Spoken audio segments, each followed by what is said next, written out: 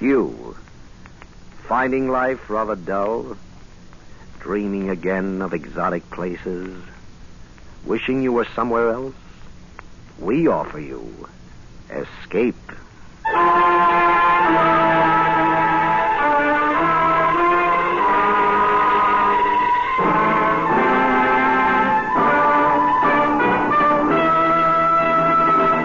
In the spirit of the Christmas season and its magic effect on all men, Escape brings you a charming fantasy about a small boy who discovered a delightful new world and lived forever after in its enchantment, as Anthony Ellis tells it in The Cave.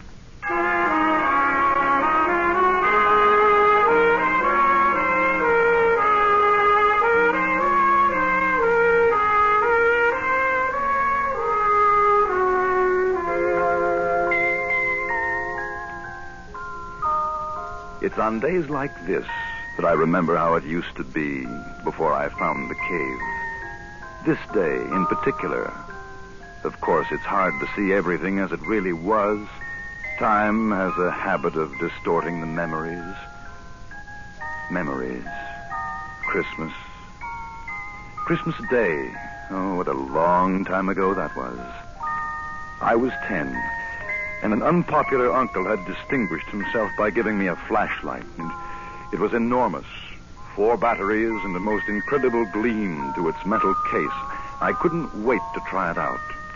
And because it was still early afternoon, I could think of only one place that was dark enough for the exciting test. The cave.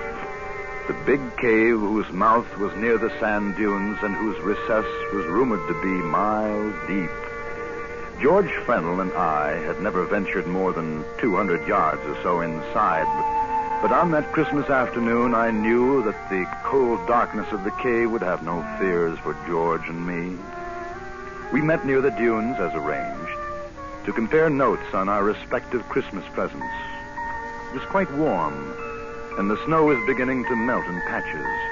A few gulls were wheeling about nearby.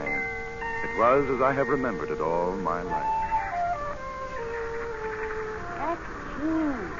Listen, I bet it'll work like a searchlight tonight.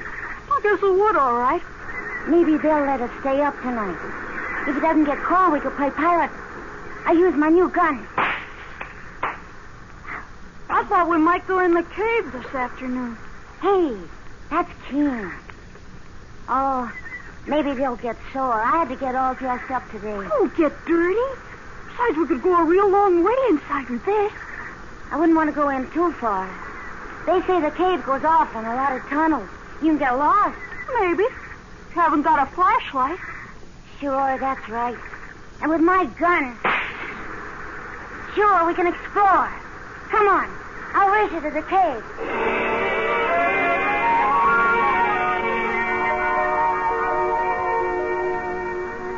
I won the race, and we stood at the entrance of the big cave. The arch had a span of about 25 feet, but just inside, it widened until the walls were 70 feet apart and the ceiling was over 50. As we passed from sunlight to shadow, I turned for a moment and looked down to the sea. At the water's edge, a gull stood, motionless, looking up at us. And then, solemnly, as though with disapproval, it too turned about and gazed out over the water. The opening of the cave receded and became small, and we went deeper and deeper. Shine it up there, Dan. Way up. Okay. Gee, I bet that's high. A mile, I guess. You're dilly, a mile. Maybe 100 feet. Bang, bang.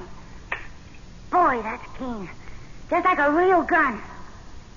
Come on, let's look. Let's look the cave down here. It looks like a turn, see? Well, okay, but we better not go too far. What's the matter? You scared? Heck no, but... Well, I gotta get back for dinner. They'll get awful sore if I'm late. Oh, you won't be late. Come on. I want to see what's around here. Okay.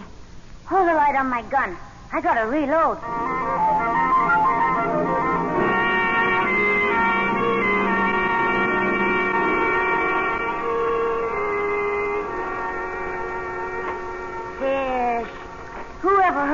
fish in a stream like this? Where'd they come from, huh? Where? I don't know. They say there are fish in caves sometimes. Blind fish. That's silly. What are you stopping for? We gotta go back now. Why? Because it's late. Besides, how do you know which tunnel we took? How? Maybe we could get lost. Listen. Maybe if we keep on going, we'll find treasure in here. Treasure? Sure stands to reason. Maybe like in the pirate book. Somebody came here and buried treasure. Henry Morgan or somebody. No. Sure stands to reason. Everybody's like you. They say no, but just suppose. If no one's looked, how'd they know? I think we'd better get back. Maybe tomorrow we can look. Cave's getting awful narrow. We might even find old pirate bones and swords. You got too much imagination. I heard them saying so at home. I don't want to go any farther. I'm going to. Okay. Give me the flashlight. No. You want to go back? You go back in the dark. They'll be mad. It's late. Just for a little while. If we don't find anything, well, then we'll go back. All right. But only a little while. I'm thirsty. You better not drink out of that water. It's probably poison. Why? Hold the light. I'm going to have a drink. There you are. See, I told you. Now you'll probably die. It's poison. So, it's like the ocean. Hey, look. What? There, coming down the stream, that white thing. Yeah. Looks like a piece of paper. I'm going to get it. Hold on my hand. You'll fall in. Oh, I won't. Got it. What is it? I don't know. It looks like a handkerchief. That's silly. It's too small. Who'd use a handkerchief like that? My mother does. Gee, I'd hate to blow my nose on that. You can almost see through it. How'd it get down here? Who cares? Maybe it's a message. Huh? Like from someone in distress. I'm going home. Like a damsel in distress in the pirate book. Hey, we gotta find out. Give me my flashlight. We'll follow the stream.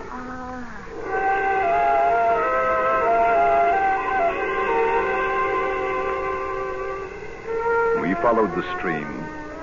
We walked by it as the cave twisted and curved. We didn't notice the passageway, which had been getting smaller all the time, suddenly widen out, and the stream, which was becoming a river, and the river... The river. Hey, What? where's the other side of the water? There isn't any. It keeps going. It's like a lake. Or maybe a sea. There's little waves. Dan, Huh? turn the light around.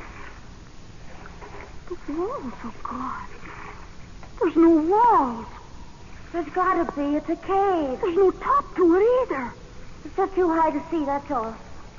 Let's go home. Let's go home right now. What are you afraid of? I'm not, but I'm hungry and it's Christmas. Well, I got things to play with. Come on, Dan. Come on, I want to get outside. What'd you do that for? Turn on the light. Turn it on. Don't you notice something? You turn that on. Give it to me. Oh, wait a minute. I want you to see something. I'll turn it You on. give it to me. I'm not going to play with you anymore. You give it. See what you've done? It's all your fault. I didn't want to come in here anyway. How are we going to get back? It's dark. No, it isn't. That's what I wanted you to see. Look up there. I don't see anything. You will. Oh. It's like stars. Way, way up. That's what it is. It's stars.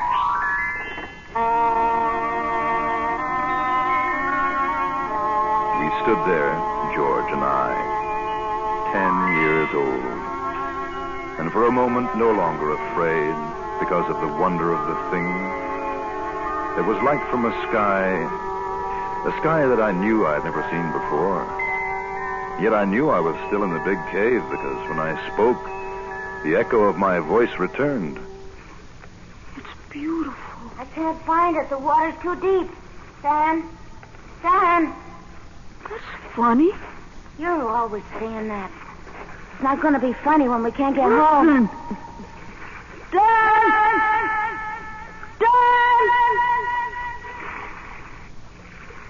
Now you do it. What for? It's such an old echo. Go on. George.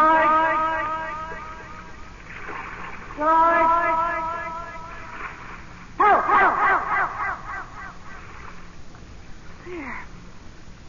How can there be an echo when there's no cave anymore? You're trying to scare me. Well, I'm going. You can come too if you want. Dan, please. Oh, but nobody's ever been in here ever. I bet we're the first. Except for pirates, maybe. I wish we could see more. If my mother hadn't taken away my matches, we could find our way out okay. Golly, it's night. Come on. Please. I'm hungry. Somebody's here. Somebody else. Sounds like it's over there. No, don't go, Dan. Dan, I'm scared. I don't like this place. Go home if you want to. I can see someone. Look. Gee. He's digging in the sand. Don't let's go any closer, Dan. Let go of me. I want to see what he's doing. No. Look. Some other people. They got swords. Got you, Namby, you scurvy wretch. Look on him, bullies. No, don't hit me, Captain. I just wanted to see if the treasure was still there. It's the truth, I did. I'll show you what's there, you pot-bellied toad. No, Captain, no.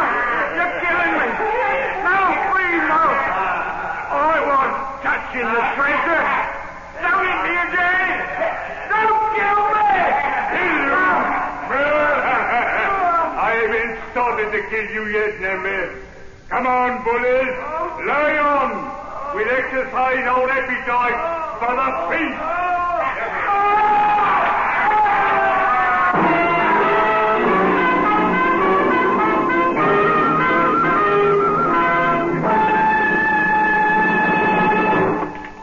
Escape, under the direction of Norman MacDonald, returns in just a moment. There's nothing quite as depressing as being hungry. Hunger is the hand which crushes the will to work. Hunger is the enemy of hope. And there are many, many hungry people today in the war-anguished lands of Europe and the Far East. You can restore that will to work. You can restore hope by combating hunger. And your weapon of combat is a care package. For $10, you can send a care package today. Keep sending them until those people can take care of themselves. And now, back to Escape.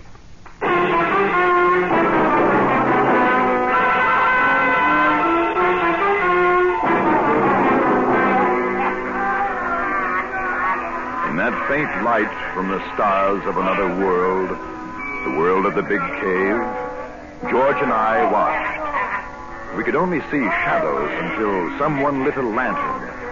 And then I knew that I'd been right. Pirates! I want to go home. Pirates they were. The most glorious, the gaudiest pirates to sail under the Jolly Roger. The leader was a huge man with a fine, bushy beard and a voice like the trombone in the village band. How shall we cook him, bullies? Broiled or steamed? No, Captain, no! He's too tough a morsel for that, Captain. I say, roast him. Aye, Jim. Roast it'll be. Nothing like roast Namby, I always say. We'll cut out his heart first and feed it to the dog. Namby, you lily-livered aggravation, say your prayer. He's going to kill him. I don't want to watch that. Who was that? I don't know, Captain. Sounded like a boy. A boy? A boy? Mayhap 'twas the Lady Alicia. Bilge. She's in the dungeon, Gunfallen. Aye, that's true. It came from over there. Oh, the lantern eye, Shield. They'll get us, Dan. We gotta run. Don't be afraid. If you're not afraid, nothing can happen. Do you see anything, Gunpowder? You know it, but save us all.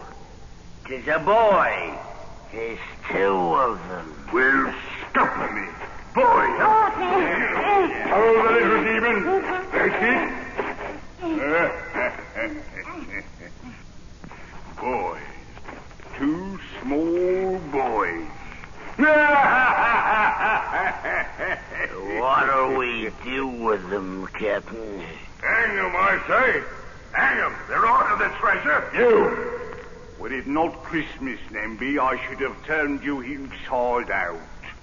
How'd you bliss a blethering jaw? Aye, Captain.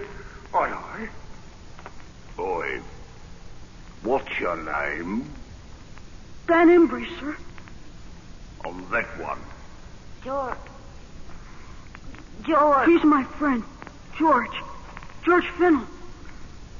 His father's a policeman.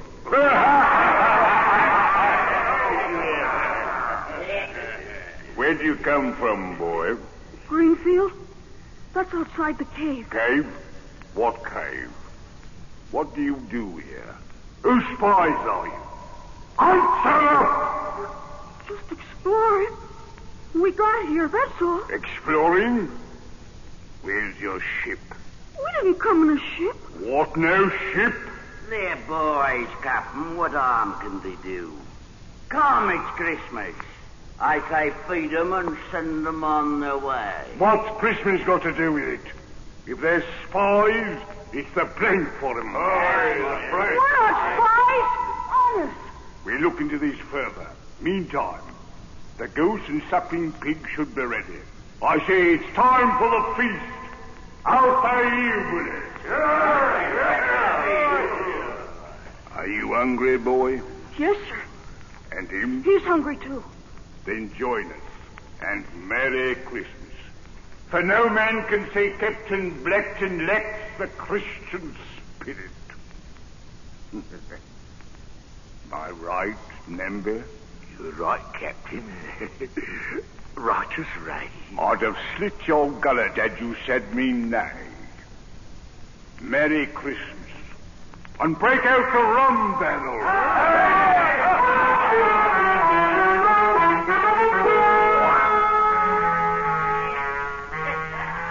I remember that day, that long ago, the great dining board set upon trestles, with fruits, wine, roast goose, pig, the pirates rough in their colorful patched clothing, with songs, with drinking and stories of home and sea. Such Christmases are dreamt of, and I had dreamed it to come true.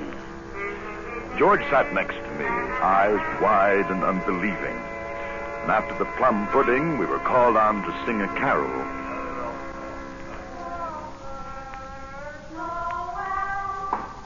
And as we sang, they became quiet, and each sat lost with his own thoughts of sweetness and sadness. The little man Namby, bird-like and asleep. Gonfalon, thin as a twig, a patch over one eye, and the other kindly and wise. Shill and the captain, tears coursing down their cheeks. These were my pirates, my own.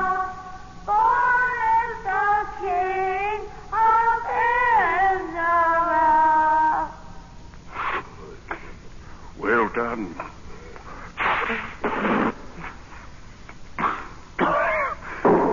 Well done, I say.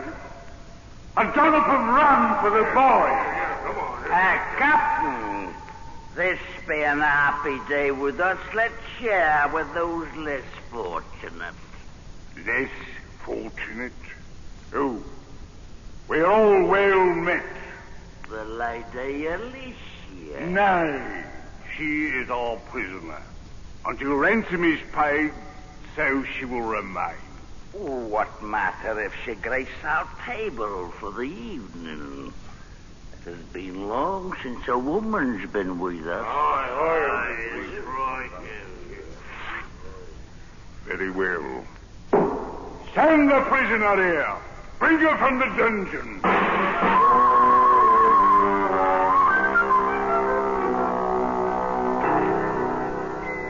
Then I thought of the fine lace handkerchief we had found in the stream.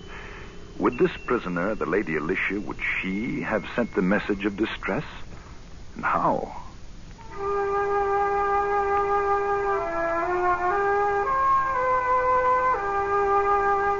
They brought her in. And to me, she looked as she should have looked. The most beautiful lady in the world. Gowned in silks, with a pale but proud face. I fell in love with her, and I was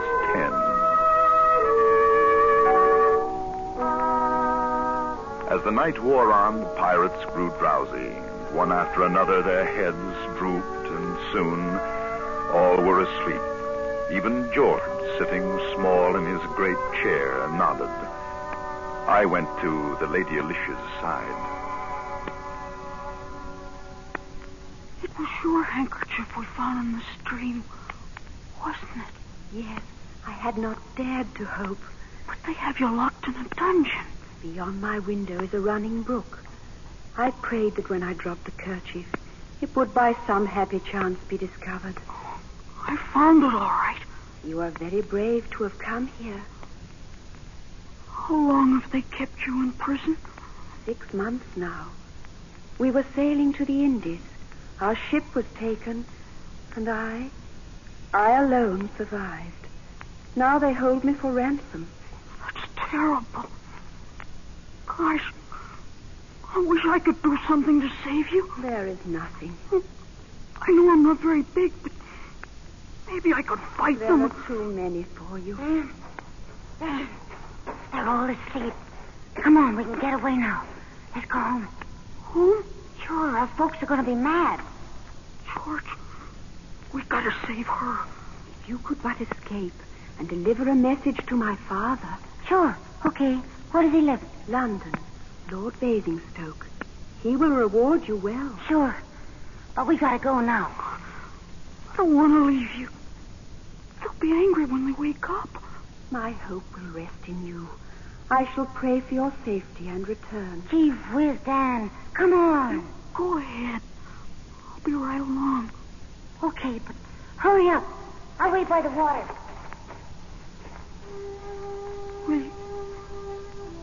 Will you be all right? Yes.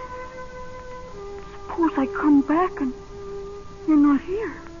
I shall try to leave a message. I'm Dan. I know. When I get older, I'll marry you. You're beautiful. I'll wait for you. You must go before they awake. I don't want to go. You will come back to me. Here. I love you.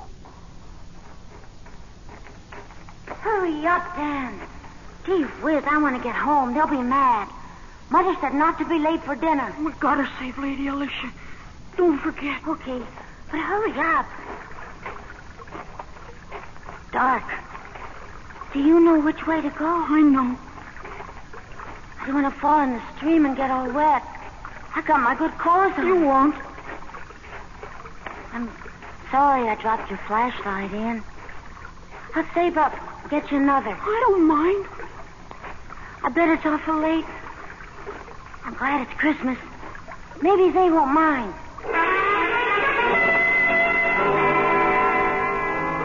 We followed the tunnels one to the other. The stream flowed with us, urging us on. It was dark, but I knew the way. We felt along the damp walls of the cave, and at every step we moved further away from my world. And suddenly, from a great distance, we saw a tiny circle of light, a dot which grew and grew until it was the size of a gold sovereign. There it is, Dan. It's the entrance. And it's still light out. I won't be late for dinner. And I was afraid. I was afraid because I knew that if I stepped out into that sunlight, I should never be able to find my way back again. Never. Hey, what are you stopping for? Why? George? If we run, we can be home before the sun goes down. For Pete's sake, Dan, what's the matter with you? I'm not coming with you. Oh, gee, what's the... I gotta go back. Go back? What do you want to do that for? I got to. I don't want to leave her. The pirates. I want to go back. Pirates? Who? Lady Alicia. Gee whiz, Dan. Come on, it was only a game. Come on. You've forgotten. I knew you would. I'm not going with you. You better. I'm going to tell your mother. You'll get it. Goodbye, George. Dan? Dan! Come back. Dan, what's the matter with you? Dan? You'll get lost. Dan? Dan! Don't go in there again. We played long enough. Come back. Come back. Dan? Dan? Dan?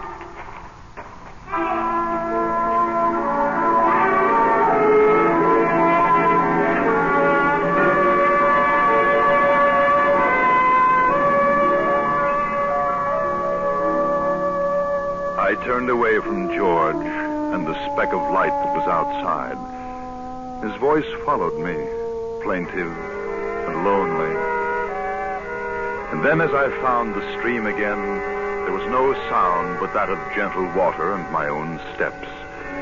And the stream became a river, and the river broadened, the walls of the cave fell away, and I'd found my pirates again.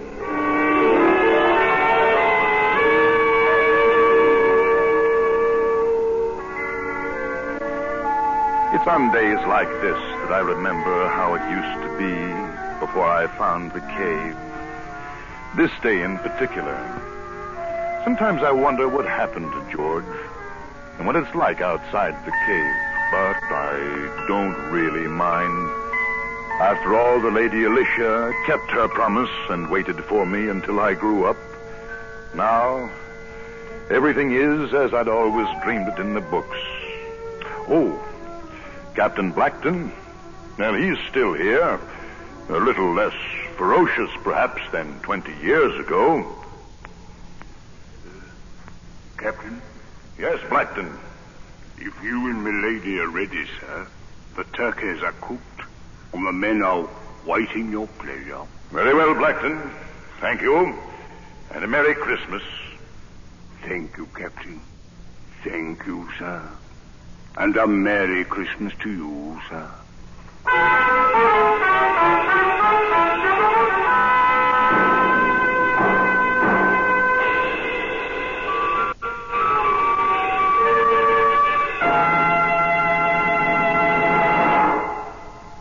Under the direction of Norman MacDonald, Escape has brought you The Cave by Anthony Ellis. Featured in the cast were John Daner, Georgia Ellis, Peggy Weber, Jay Novello, Charlie Lung, Lou Krugman, Wilms Herbert, and Eileen Erskine.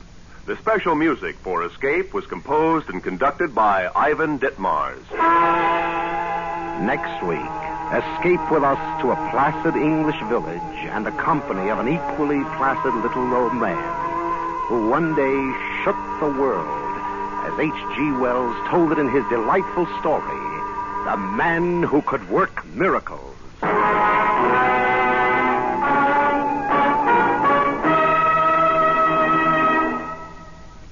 Where does the world stand? Where is it heading as 1951 approaches? Next Sunday, CBS will bring you an exciting, timely appraisal of the world situation and some of the answers when 10 top CBS News correspondents are heard in a special broadcast entitled The Challenge of the 50s, Years of Seas. Remember, that's next Sunday afternoon on most of these same CBS stations. Now, stay tuned for Make Believe Town, which follows immediately on most of these same CBS stations. Roy Rowan speaking. This